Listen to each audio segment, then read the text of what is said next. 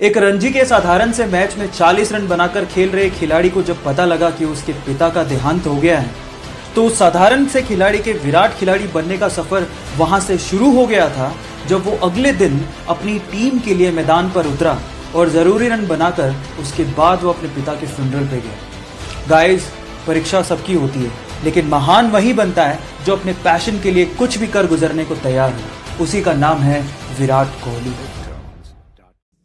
2004 के ओलंपिक में जब वो रेसिंग ट्रैक पे उतरा तो उसके देश को एक मेडल की उम्मीद कम से कम उससे जरूर थी, लेकिन जंक फूड ज्यादा खाने की वजह से और अपनी छोटी छोटी गलतियों की वजह से वो सेकंड लास्ट ही आ पाया। लेकिन उसने हार नहीं मानी, अपनी गलतियों पे काम किया और 2011 और 2015 के ओलंपिक्स में 8 गोल्ड मेडल जीत के सारी कसर निकाल दी। जी हाँ, मैं बात कर रहा हूँ उसैन बोल्ट की। एक इंटरेस्टिंग फैक्ट बताता हूँ, पिछले 3 ओलंपिक में उसैन बोल्ट सिर्फ 115 सेकंड ही भागे और 115 सेकंड के लिए उन्हें 119 मिलियन डॉलर्स मिले, यानी कि हर एक सेकंड के लिए अप्रोक्सीमेटली $1 मिलियन।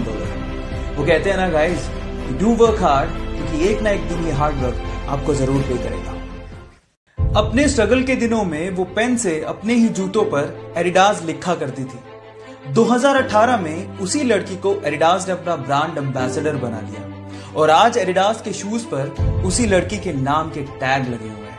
जी हाँ, मैं बात कर रहा हूं वंडर गर्ल हिमा दास की, जो जुलाई 2019 में अलग अलग यूरोपियन चैंपियनशिप में एक ही महीने में 5 गोल्ड मेडल जीतकर सुर्खियों में बनी हुई है। उसकी कामयाबी को देखकर मुझे कुछ लाइनें याद आ रही हैं। खोल दे पंख मेरे, अभी उड़ान बाकी है, जमीन नहीं है मंजिल मेरी, अभी पूरा आसमान बाकी है। डॉक्टर्स ने उसे 15 साल की उम्र में उसकी हार्ट प्रॉब्लम्स को देखते हुए कहा कि या तो वो फुटबॉल खेलना छोड़ दे या फिर वो डिफिकल्ट हार्ट सर्जरी करवाए जिसमें उसकी जान जाने का खतरा हो सकता है। फुटबॉल खेलने का जुनून इतना सवार था कि उसने वो हार्ट सर्जरी करवाई।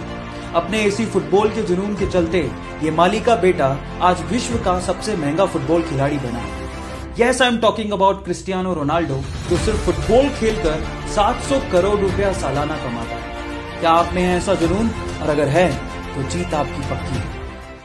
माइकल फेलिप्स ने 2008 में पब्लिकली अनाउंस कर दिया कि वो अगले ओलंपिक में 8 गोल्ड मेडल जीत के लाएगा। फिर क्या था, मीडिया ने, लोगों ने उनका मजाक उड़ाना शुरू कर दिया। लेकिन माइकल फेलिप्स ने इन्हीं लोगों की इन बातों को अपना मोटिवेशन बनाया और दिन में 12-12 घंटे स्विमिंग की प्रैक्टिस करने लगे। अचानक से एक एक्सीडेंट में उन्होंने अपना हाथ फ्रैक्चर कर लिया। डॉक्टर ने साफ मना कर दिया कि अगले ओलंपिक में आप पार्टिसिपेट नहीं कर सकते। लेकिन इसके पागलपन के आगे मुसीबतें कुछ नहीं थी। उसने पैरों से स्विमिंग करनी शुरू कर दी और फाइनली फिर क्या था, अगले ओलंपिक में एक वर्ल्ड रिकॉर्ड के साथ टोटल 8 गोल्ड मेडल उसने जीते। इसी को कहते हैं, अगर आप जिद करते हो तो जीत आपकी पक्की है। सपने तो शायद हम भी बहुत बड़े देखते हैं, लेकिन मुसीबतों और बहानों के आगे हमारे सपने घुटने टेक देते हैं। लेकिन एक वो लड़की थी जिसके सपनों के आगे मुसीबतों और बहानों ने घुटने टेक दिए। एक गरीब परिवार में पैदा हुई, बचपन उसका खेतों में काम करके निकला।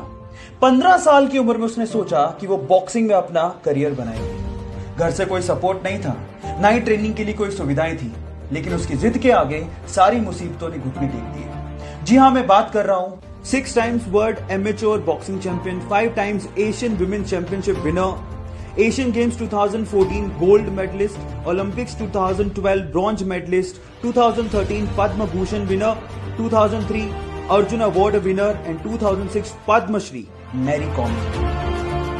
सो गाइज, बिलीव इन यू, क्योंकि जिद है